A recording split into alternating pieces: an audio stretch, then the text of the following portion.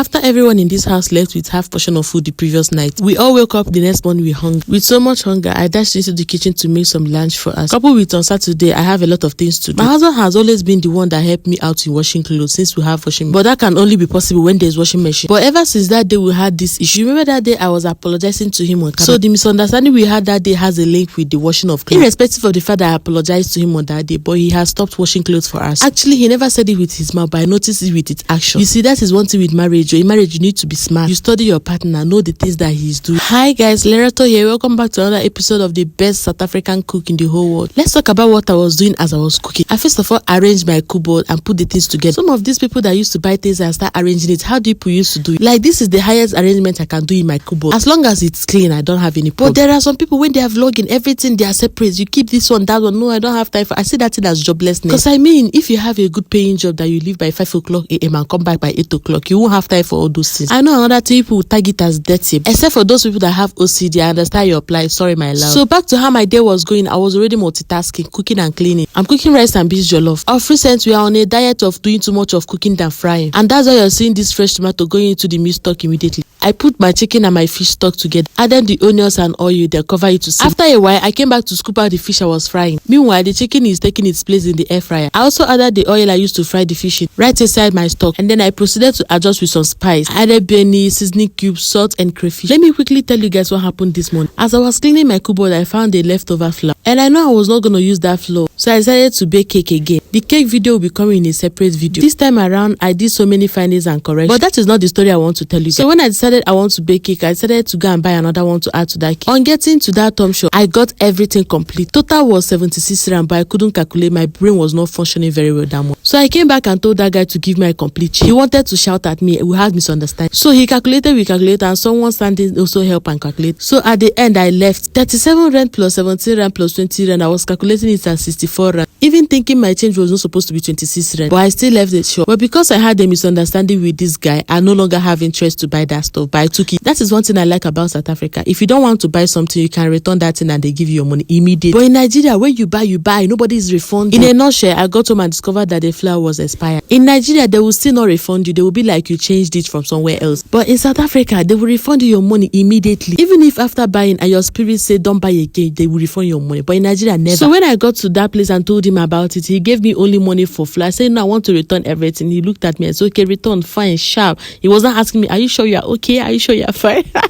Because I'm not used to buying things from Tom shop. So I returned everything because I also got white sugar. All along, I've been making the mistake of baking my cake with a brown sugar, which is making it not to ripe. So as my day was still going, after cooking the rice and beans, I couldn't eat it. I make a breakfast for myself around. As for the other food I dish, it was not for me, it was for my husband. So after eating, I proceeded to spread the clothes, which I forgot to capture in the camera. That's the end of this video.